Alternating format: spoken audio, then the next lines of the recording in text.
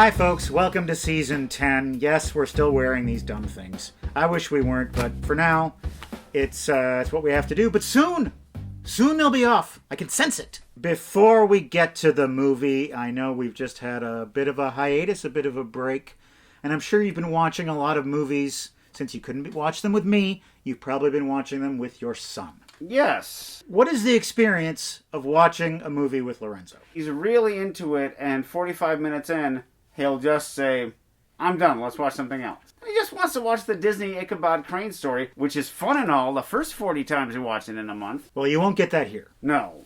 You'll just get me yapping throughout the whole movie. I've got a bunch of movies that I've never seen before. You don't know what they are. Every episode, I'm going to spring one on you.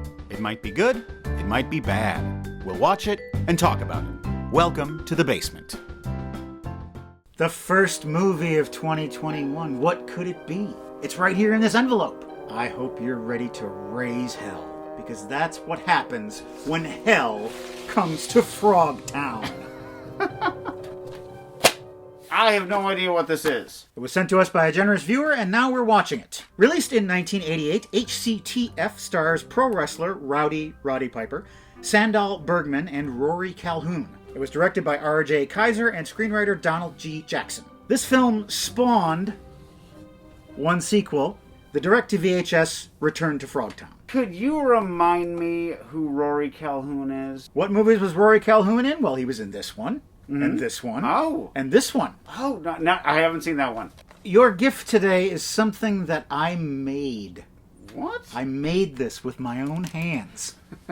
And I hope you enjoy it. Oh, it looks like you've picked up a hobby. It is a frog. An origami frog. Origami frog. Well, here, let me show you something. I made a frog. Check this out. Woo! This was my third try. It was? And the second one looked pretty good, but I wanted to give you a green frog. That one was orange. It was one of those poisonous Brazilian frogs. Okay. Well, trudge your way through the vast swamp that is the basement over to the lily pad that is the old leather couch, where we'll get to sit and enjoy Hell Comes to Frogtown. Ribbit. Or as they say in Spain, growl growl.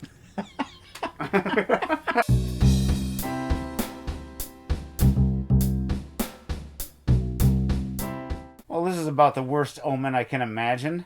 The DVD menu says Strat Movie. Yep, it sure does. Instead of Start Movie. I guess we better get started. So there's been a little nuclear war.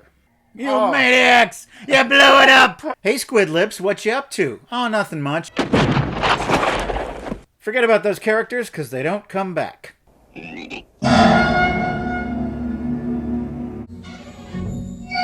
Just Roddy Piper? He's not rowdy in this? I don't want to watch him if he's not rowdy. Sam Helton, or Sam Hell as he's known, has been arrested by the government.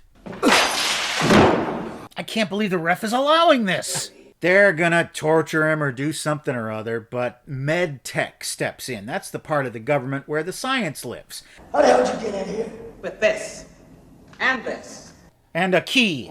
This prisoner was accused of sexual assault. Your daughter has changed the story. You see, he's been going around impregnating the ladies with his potent sperm. He's fertile. Most of the menfolk had become sterilized from all the radiation around. So the medtechs are taking Sam Hell away from this cop. Someday I'll get back at you. I have to say that this is off to a good start.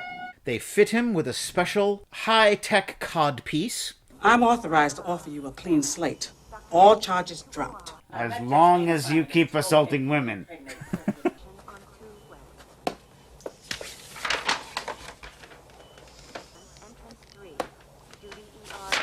R.J. Kaiser, we'd like to cut the document signing scene over my dead body. Sam, we're going to take you into Frogtown because the frogs have captured a group of female women, human women. We need to get them back, and we need you to put your magic stuff in them so they have babies. This is the plot of the movie, if you're wondering. This isn't some letter I'm writing to a magazine.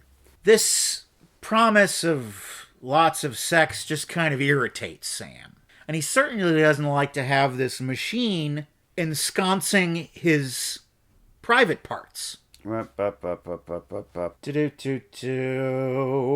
going off in the pink medtech van with Spangle, He meets Corporal Sentinella.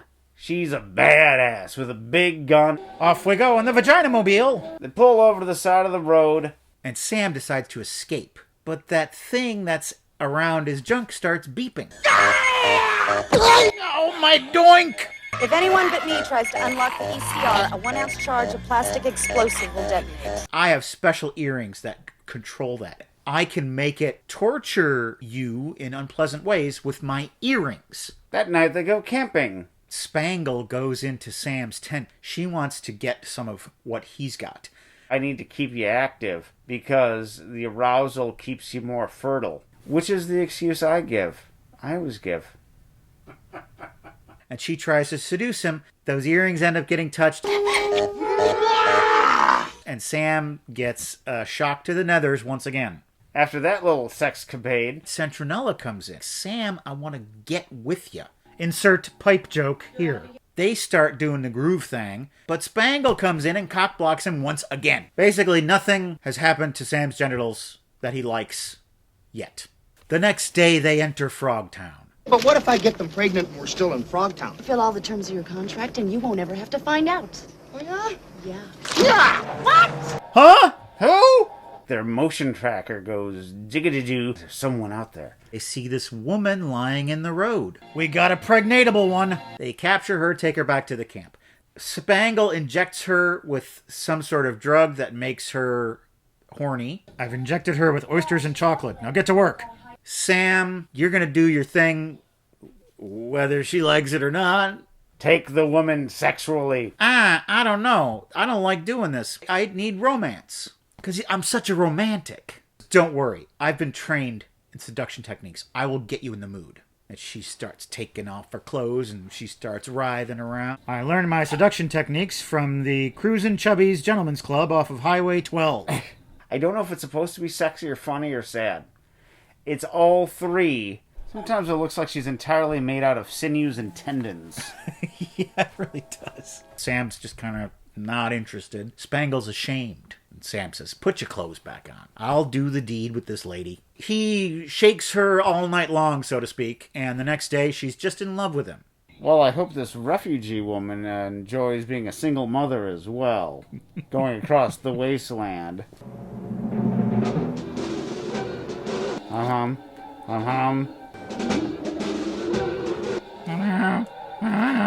The sperm are marching one by one, the little one sups to shoot a gun.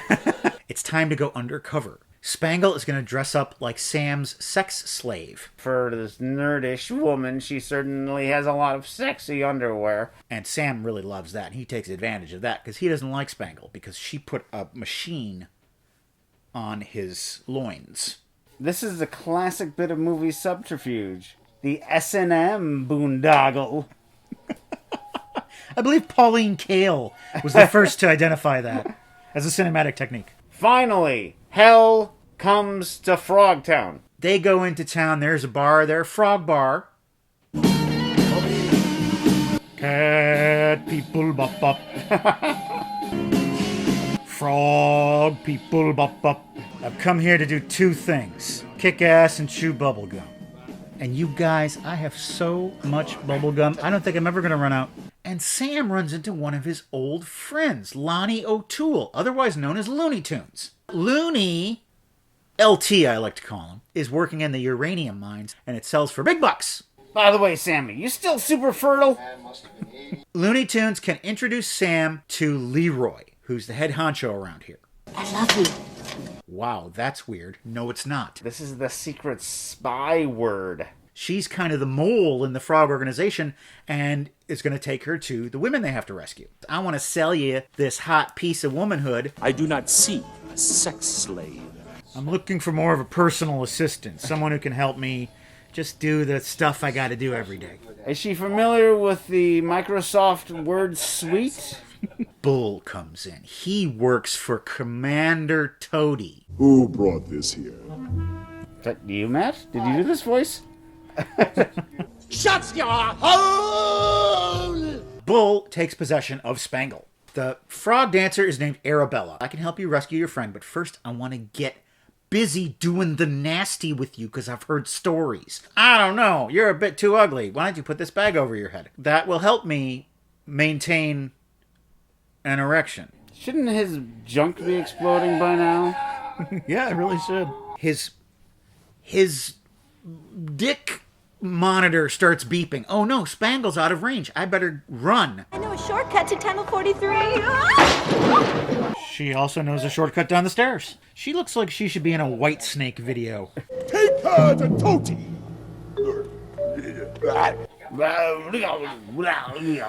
Spangle is sent to a harem. With all these women, it's the women. And they're dressing her and preparing her. Oh, my sexual awakening is awakening.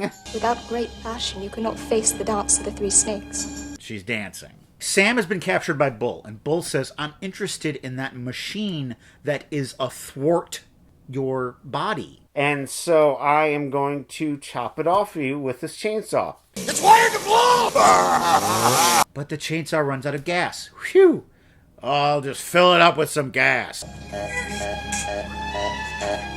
Boy, it's just one thing or another for this guy's Jimmy. You are one weird dude. Bull starts sawing the special belt. Sparks are flying, and not the good kind like when you're with a lady. The bad kind like when there's a spinning saw close to your manhood. Humans are so silly. This isn't wired to blow. Now, the Dance of the Three Snakes is about to begin, and there's Commander Toady. Dance for me! Bring out those snakes! And she doesn't know what to do. She just starts dancing. Toadie's kind of shimmying around, and then we see some bumps, and his pants are moving. Oh boy. You have aroused the three snakes! Oh no! And he drops his pants. There's an implied triple penis. Frog wanted courting and he wanted to ride. Uh-huh. We don't get to see it, and that's our loss. Eat left, froggies! Sam saves Spangle. It was your wife's, wasn't it? Has he always had this necklace? Were we supposed to wonder? Here, come on over. Frog and Toad are friends. They get into the pink van. Something's coming up fast behind us. Here come old Flat Top. He come grooving up quickly.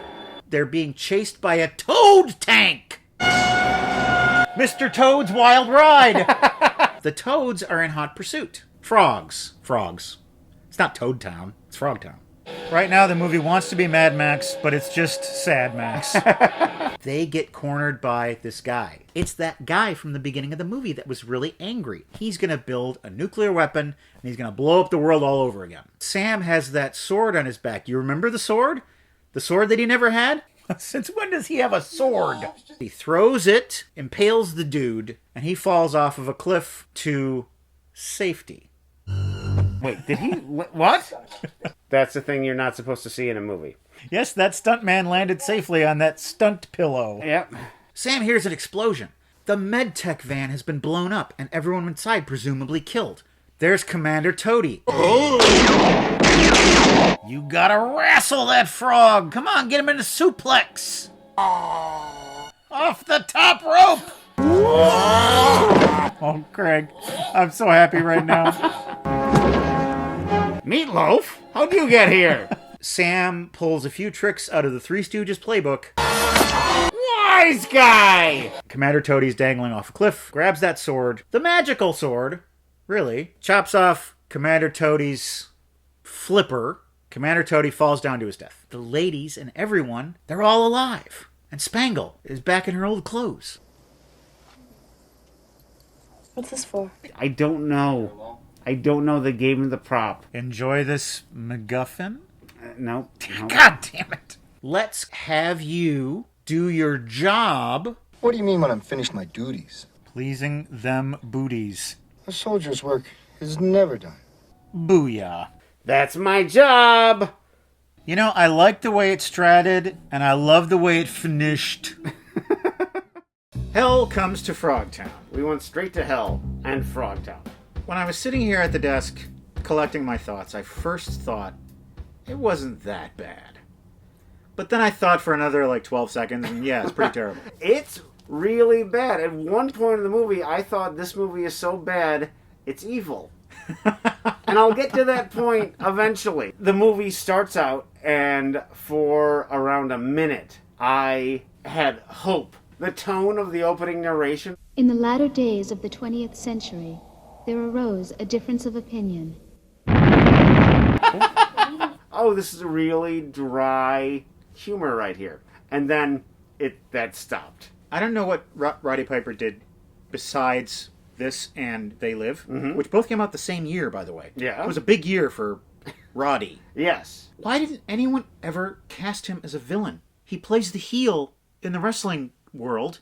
He would be a better villain than a hero. Ah. And he was good at being a villain in wrestling because he was a villain that you still kind of liked. Yeah. Like he was no Bobby Heenan. And as a villain, you can do more with less, and he definitely has a lot of less to offer. Yeah. He should have done more physical stuff. When I say that it was borderline evil, is the joke premise of the movie. The sex. Is that he is basically a stud. They're making him rape a woman. Yeah. And if it wasn't for the fact that they made him this reluctant stud by raping a woman being raped himself, they make a little bit of effort to not make it as rapey as it truly is. Well, I think that was another mistake of the movie. Half of the time he's this cool badass, and the other half of the time he's a dork. Yeah.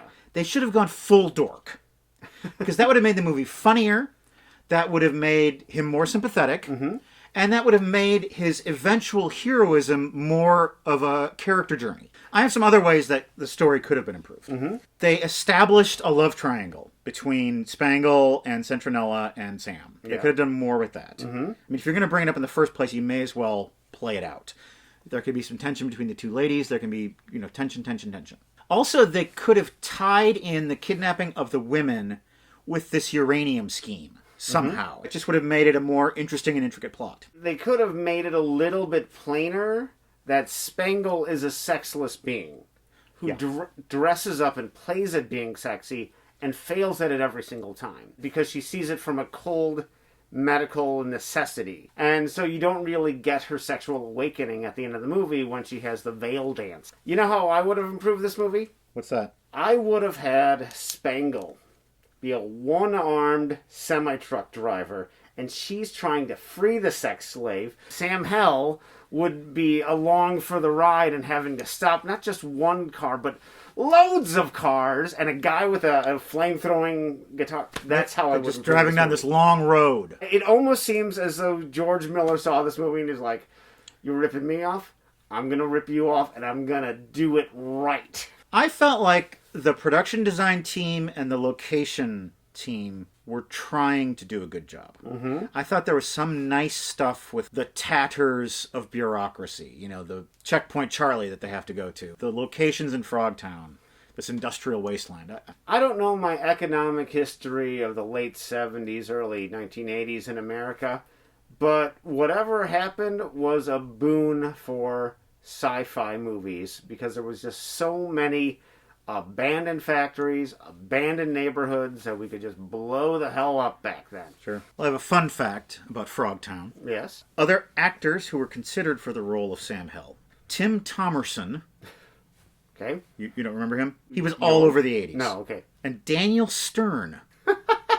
He would have been the dorky one. I know. I think that would have been a good choice. For a bunch of frogs, they live pretty far away from water. Hell Comes to Frogtown has come and gone, and now we'd like you to come on over to Seen It. Seen it. Matt Berkey, Da Five Bloods. Seen it? Seen it. Spike Lee is not just a filmmaker. He's three other things. He's a provocateur, he's a stylist, and he's a teacher. Yes. And those three things represent the best and the worst of Spike Lee. He teaches us lessons about Black history, things that people should know, but at times it feels like a lecture. The first 25-30 minutes of the movie were I wasn't sure how I was going to land on this. But after they get into the jungle, things really pick up. I love the first 25 minutes of the movie because it has this surreal thing of the last time we were here, we were the invading enemy, and here we are drinking in a bar. There's our enemy sitting across from us buying us drinks. And how do we deal with this situation? I love the fact that in the flashbacks, the old men are still playing themselves. Yeah, I came to realize that, or at least this is how I interpret it, that when you're traumatized by the Vietnam War, you never really leave. Mm-hmm. And so that's the statement that's being made. But it took me a long time to figure that out. Yeah. I felt like that choice was missing something. Something that would have made that clearer sooner. And the movie also does a really good job of creating this portrait of the thorny path towards black conservatism, towards black Trumpism. Yeah.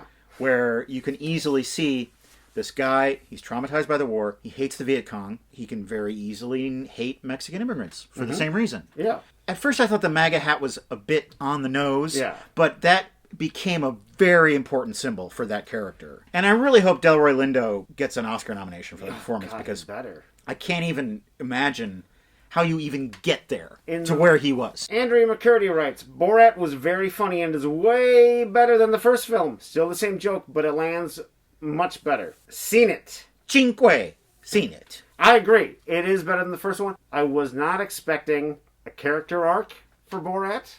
Or his daughter. And I also wasn't expecting the twist ending of the year. That is a pretty amazing twist. I did not see that coming at all. But let's go back and talk about his daughter, because talking about people I want to get Oscar nominations, that is one of my all-time favorite performances. She's doing improv in a second language with complete strangers who aren't in on the joke. What type of intelligence does that take?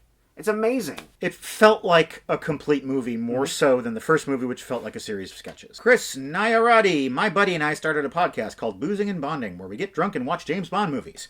A show partly inspired by Welcome to the Basement and Beer and Board Games. Right. So I finally watched the first Bond film, Dr. No. While many parts of the film didn't age well, like the hiring of white actors to play Asian characters, Bond is actually seen doing spy work instead of being an incredibly lucky superhero who has some weird spidey sense for danger. Seen it. Not seen it. Dr. No is a very weird Bond movie. It's a very off-model Bond movie. It does not have the dun-dun-dun-dun-dun-dun. That hadn't been written yet. The movie begins with a very odd title sequence featuring a calypso version of the song Three Blind Mice.